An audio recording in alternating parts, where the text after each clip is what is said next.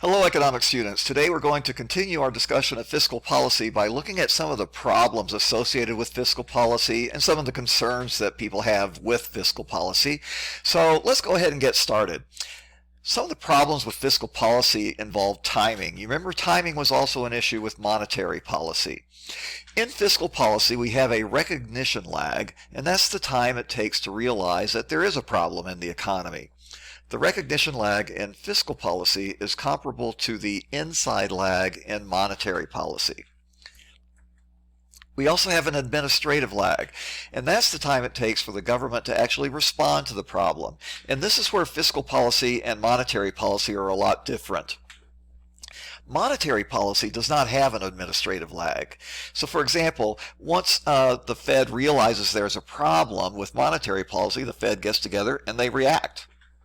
They can react in one meeting. It might take them 30 minutes to come to a conclusion as what the proper response should be.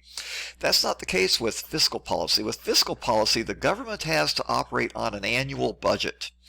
And so we're in the middle or in the third quarter now of actually, we're in the fourth quarter now of 2021. We're operating under a budget that was agreed to in 2020 for the year 2021. So we can't really start changing what we're spending on right now because we're operating on a budget that was approved some months ago. What has to happen is then we have to have a new budget for the next year to be approved, and then we can respond to the fiscal conditions, the economic conditions, with a new budget for next year. Now, if we were to have a problem right now in our economy, we're late in the year, it won't be that big of a deal. But what if we were early in the year and a problem became apparent in the economy? We could potentially have to wait 10 or 11 months before we could have a budget that would respond to the problem. So that's a really serious issue with fiscal policy. And finally, we have an operational lag. The operational lag is the time it takes for a response to actually have an impact. The operational lag in fiscal policy is very similar to the outside lag in monetary policy.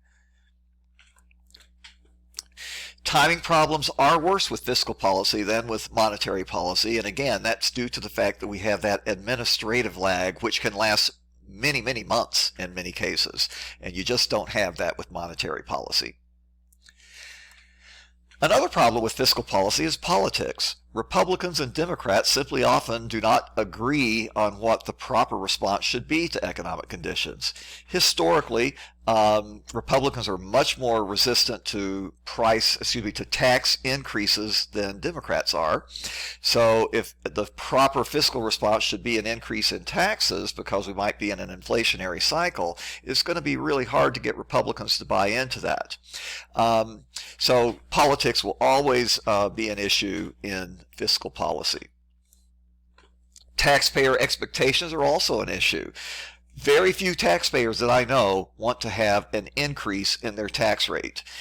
And yet, as I just mentioned, sometimes an increase in tax rates should be the proper fiscal response to respond to inflation. But if we're having inflation, the last thing most people want is to have less disposable income, and higher taxes would result in less disposable income. That would be the proper fiscal response to fight inflation, but it's really going to make taxpayers angry if all of a sudden prices are higher and now their disposable income is going down due to higher taxes. So that could be a real problem politically, that these taxpayers have expectations that their politicians are going to hold their taxes down. And finally, we have something called offsetting state and local finances. Most state governments require there to be a balanced budget. The state of Illinois has by law to have a balanced budget. If we don't, we have to borrow money to get that budget in balance. And if you think about it, if you're in a recession, incomes are going down, therefore taxes are going to go down. That is, people will pay less in taxes because they've got less income in a recession. The proper fiscal response would be to operate under a budget deficit and start increasing your spending to help pull ourselves out of that recession. But state and local governments do not have that possibility. They don't have the option to have deficit spending. So they would have to actually cut spending because their tax receipts have gone down. And to cut spending, that's the absolute opposite that you would want in fiscal policy for the government response to be. In a recession, you want the government to spend more money and to go into a budget deficit. But local governments and state governments cannot do that. They would have to cut their government spending, which could make the recession even worse. And the last issue is the crowding out effect. If we go into a deficit, government borrowing will reduce the amount of money that's available for private investment, and that will tend to increase interest rates. So as the government is taking a bigger and bigger bite of the available money, to borrow, that's going to leave less money available to private industry. Capital spending will go down, and capital spending is what grows the economy over long terms. So that can start hurting the economy as less capital is going to be purchased and created by private industry. So interest rates would go up. I asked the question here because basically it's a demand for money, and as the government demands more of the available money, that's going to increase the price of money, and the price of money is reflected in the interest rate. Okay, so let's look at some of the current views on fiscal policy. Fiscal policy is best when it's coordinated with monetary policy. And I would say that during the COVID recession, that's exactly what happened. There was a good deal of very effective coordination between the Federal Reserve and Congress and the President to come up with a proper response to the COVID recession, and that helped to ensure that that COVID recession was short-lived. Fiscal intervention should complement private investment. So you want to spend your government dollars, the tax dollars, on projects that will actually help the economy and help, for example, with capital spending for businesses. And that means buying, using your dollars on things like roads and bridges and things which are good for the economy, good for the infrastructure of our country, and makes our economy go smoother, makes capital spending for businesses more easy and efficient. Isn't that a beautiful bridge, by the way? That's a new bridge in Dallas. It was built about 4 or 5 years ago. Let's talk about debt and deficits. A budget deficit or a surplus is the difference between what the government spends and what it receives in taxes. I'm going to go pretty fast here, so you're probably going to want to pause this presentation and get these down in your notes. The federal debt is the accumulated annual deficits of the federal government minus the debt that's been paid off. So if we're always operating under budget deficits, that is going to, over time, increase the federal debt. So that's that. Now, federal debt, federal deficits. Who does the U.S. owe its money to? A lot of people are worried that as we run these big deficits and we owe more and more money, that we're owing more and more money to overseas countries, and that's going to hurt the United States long term. So let's see who we actually do owe the money to. When we're running a budget deficit, we have to borrow money to make up the difference between what we're spending and what we're taking in taxes. We got to borrow that money. So who do we owe it to? Here's a good graph that explains it. It's a pretty busy pie chart here, but you can see here that 40% of the U.S. debt is actually, 40% of the U.S. debt is actually owed to U.S. individuals and institutions. Most of these individuals are very, very wealthy people who own U.S. government bonds, and the institutions are big businesses and especially big banks who also own the U.S. government debt, the bonds that the government issues. 16.5% of the debt is owned by the U.S. Federal Reserve, which of course is a part of our government. 10% of the debt is owed to the Social Security Fund, so that's for retirees to have retiree income. And you can see the 3.6 here is to the U.S. Civil Service. 3.4, the next one around, is to the Military Retirement Fund. So let's think about this. All of this big circle here, from that 3.4 all the way around to here at the top, all of that debt is owned by United States citizens and United States institutions. Most of the U.S. debt is owned by Americans. We owe ourselves the money. The total foreign debt held is only 26.2%. China, we oftentimes hear that we owe a lot of money to China. We owe less than 5% of our debt is owed to China, nearly as much as owed to Japan. You never hear anyone being concerned about debt being owed to Japan. So you can see that really the idea of debt being owed to foreign countries is probably overstated. Most of the U.S. debt is owed to other Americans. Here's a graph that shows the total U.S. debt, and as you can see, it has really been going up. This goes back to the year 1966, and it ends right up there. You can see how it went up during the COVID response. It went up pretty steep then.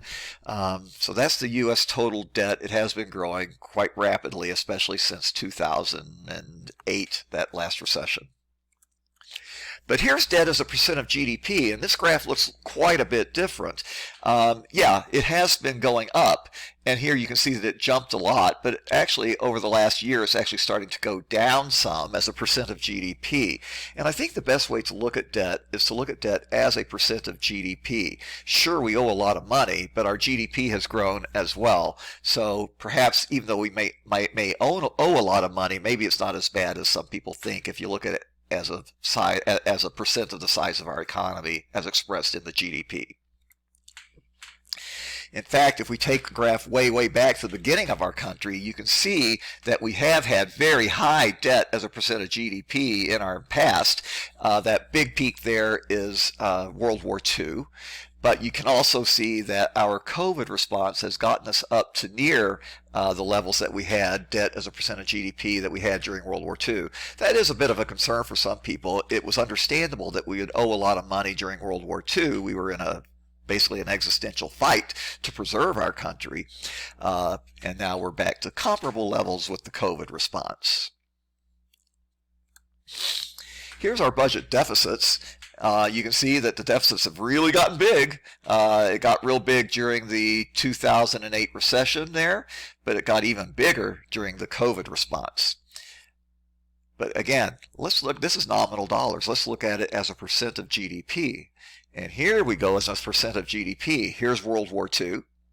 And here's COVID. So as you can see, as a percent of GDP, our debt is not nearly as bad perhaps as what you might think it is when you just look at the total dollars of debt. It's not as bad as some have feared. Now I do believe that this ending graph, it ends in the middle of 2020. That line will go down further, but I believe in 2021 it's starting to come back up. Okay, let's look at some of the concerns about the debt. One concern is that the U.S. debt and deficits are much higher than other countries. That simply isn't true. We are higher than a lot of countries, but our debt is actually, when you look at it as a percent of GDP, is comparable to a lot of other countries, such as Japan, France, Canada, and the UK. Another concern is that interest rates are becoming too large a part of the budget. If you owe a lot of money, you're going to be paying interest. But again, in reality, interest rates are very low right now. So debt is cheap. Back in 1990, interest accounted for 3.2% of our GDP, but today it's only 1.6% of GDP. So that has actually improved over time. One concern is that we're going to go bankrupt as a country, that the debt is unsustainable. But I believe in reality that's not the case. We can easily refinance our debt simply by issuing new bonds. Our debt is in high demand because it is considered very low risk. It's a good investment to invest in the United States. And of course, we can always raise taxes and increase deficit spending, to decrease deficit spending if we need to. Some people say we're burdening future generations too much, that debt's a dangerous burden to our children and grandchildren. But again, let's remember that more than 70% of our national debt is owed to other Americans. So, it's an asset to the Americans who own the debt. So that might not be such a big deal. There are a few legitimate concerns.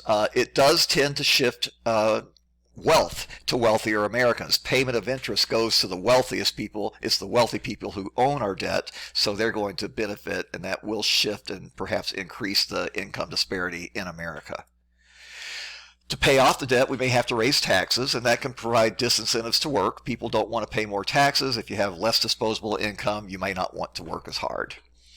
And again, foreign-owned debt, even though it's only about 26% of the debt, it does transfer wealth to other countries.